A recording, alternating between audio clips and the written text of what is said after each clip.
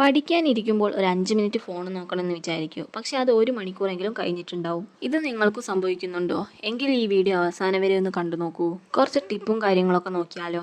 Tip number 1: പഠിക്കാനിരിക്കുന്ന സമയത്ത് phone നമ്മൾ മറ്റൊരു റൂമിൽ കൊണ്ടുവെക്കുക.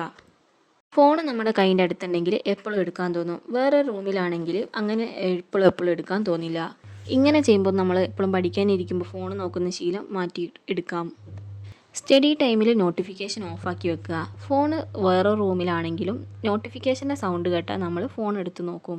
നോട്ടിഫിക്കേഷൻ ഓഫാക്കി വെക്കുക, സൈലൻ്റ് ആക്കി വെക്കുക, ഡു നോട്ട് ഡിസ്റ്റർബ് ഇവയൊക്കെ ഉപയോഗിച്ചിട്ട് നമുക്ക് പഠിക്കുന്ന സമയത്ത് ഫോൺ ഉപയോഗിക്കുന്നത് കുറയ്ക്കാം.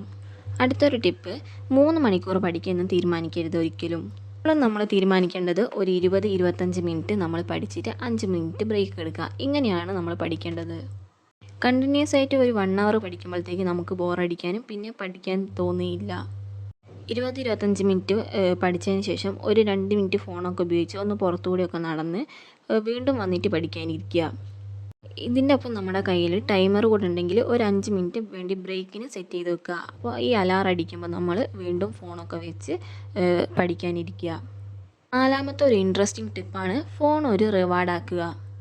ഒരു 1 അവറൊക്കെ പഠിച്ചിട്ട് 5 മിനിറ്റ് ഫോൺ ഉപയോഗിക്കുക എന്ന രീതിയിലേക്ക് ഒരു റൂൾ ഉണ്ടാക്കി വെക്കുക. ഫോൺ ഉപയോഗിക്കുക എന്ന് വിചാരിച്ചിട്ട് 1 മണിക്കൂർ പഠിക്കുകയല്ല, 1 മണിക്കൂർ പഠിച്ച് കഴിഞ്ഞിട്ട് 5 മിനിറ്റ് ഫോൺ ഉപയോഗിക്കുക എന്ന രീതിയിൽ മനസ്സിൽ ഉറപ്പിക്കുക. ഇനി നമ്മൾ ഫുള്ളായിട്ട് ഫോണൊക്കെ ഒഴിവാക്കണം എന്നുണ്ടെങ്കിൽ പഠിക്കുന്ന സമയത്ത് ഫോൺ റൂമിൽ കൊണ്ടുവെക്കുക എന്ന് പറഞ്ഞല്ലോ, 5 മിനിറ്റ് ബ്രേക്ക് എടുക്കുമ്പോൾ ഫോൺ ഉപയോഗിക്കുക. അതല്ലാതെ ബ്രേക്ക് ടൈമിൽ നമ്മൾ നമ്മുടെ കയ്യിലുള്ള ഏതെങ്കിലും ലൈബ്രറിയിൽ നിന്നൊക്കെ എടുത്തിട്ടുള്ള ബുക്ക് അങ്ങനത്തെ കാര്യങ്ങളൊക്കെ ഒരു 5 മിനിറ്റ് വായിച്ച് നോക്കുക. അല്ലെങ്കിൽ നമ്മൾ ഉണ്ടാക്കുന്ന ചെറിയ സ്റ്റഡി നോട്ട്സ് അല്ലെങ്കിൽ ഫ്ലാഷ് കാർഡ് അങ്ങനത്തെ ഒക്കെ ഉപയോഗിച്ചിട്ട് 5 മിനിറ്റ് സെറ്റ് ചെയ്യുക. പഠിക്കുന്ന സമയത്ത് തീരെ ഫോൺ യൂസ് ചെയ്യില്ല. ലാസ്റ്റ് ടിപ്പ് എന്താണെന്ന് വെച്ചാൽ നിങ്ങളുടെ ഗോള് എപ്പോഴും ഓർക്കുക. ഇപ്പോൾ നിങ്ങളൊരു 30 മിനിറ്റ് റീലൊക്കെ കണ്ട് ഒന്ന് ഹാപ്പി ആയിട്ടിരിക്കും. പക്ഷേ PSC ജോലി കിട്ടിയാൽ ജീവിതകാലം മുഴുവൻ അഭിമാനിക്കുക എന്നുള്ളൊരു കാര്യം നിങ്ങളുടെ മനസ്സിൽ വേണം. ഈ 30 മിനിറ്റ് നമ്മുടെ ടൈം പോകുമ്പോൾ ഓരോ 30 മിനിറ്റും നമ്മുടെ ജോലിയിലേക്കുള്ള സമയം കൂടിക്കൊണ്ടേ നിൽക്കും. ഒരു കാര്യം ആലോചിക്കണം, ഫോൺ ഒരിക്കലും ഒരു ശത്രു അല്ല. ഫോൺ നമ്മളെ നിയന്ത്രിക്കാതെ നമ്മൾ ഫോണിനെ നിയന്ത്രിക്കുന്ന അവസ്ഥയിലേക്ക് മാറണം. ഈ വീഡിയോ ഇപ്പോൾ ഇവിടെ അവസാനിക്കും, പക്ഷെ നിങ്ങളുടെ ലക്ഷ്യത്തിലേക്കുള്ള യാത്ര നിങ്ങൾ തുടങ്ങുന്നത് ഇവിടെ വെച്ചാണ്. ഈ വീഡിയോ കഴിഞ്ഞ ഉടനെ തന്നെ ഫോൺ താഴെ വെച്ചിട്ട് ഒരു പുസ്തകം എടുത്ത് 10 മിനിറ്റെങ്കിലും പഠിക്കുമെന്ന് ചിന്തിച്ചു നോക്കൂ.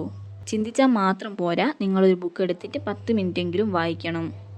നമ്മളെപ്പോഴും ചിന്തിക്കുന്ന കാര്യമാണ് ഇന്ന് മുതൽ പഠിക്കേണ്ട, നാളെ മുതൽ പഠിക്കാമെന്ന്, അല്ലെങ്കിൽ തിങ്കളാഴ്ച മുതൽ പഠിക്കുക, ഞായറാഴ്ച മുതൽ പഠിക്കുക എന്നിങ്ങനെ ചിന്തിച്ചിട്ട് മുന്നോട്ട് ദിവസങ്ങൾ പോകാമെന്നല്ലാണ്ട് നമ്മൾ ഒരിക്കലും പഠിക്കുകയില്ല.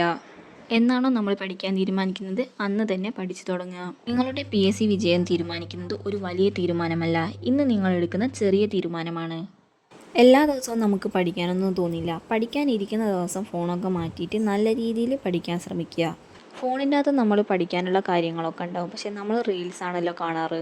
PSC പഠനത്തിൽ നല്ല രീതിയിലൊക്കെ ഫോൺ ഉപയോഗിക്കാൻ പറ്റും, പക്ഷെ നല്ല രീതിയിൽ ഉപയോഗിക്കണം എന്നേ ഉള്ളൂ. നമ്മൾ റീൽ കണ്ട് വെറുതെ സമയം പോക്കല്ലേ ചെയ്യുക. നമുക്കൊരു ഡൗട്ടൊക്കെ വന്നാൽ ഫോൺ യൂസ് ചെയ്യുക, പക്ഷെ ആ ഡൗട്ട് ക്ലിയർ ആയതിനു ശേഷം നേരെ ഫോണിൽ ഇരിക്കാതെ പഠിക്കാനിരിക്കണം.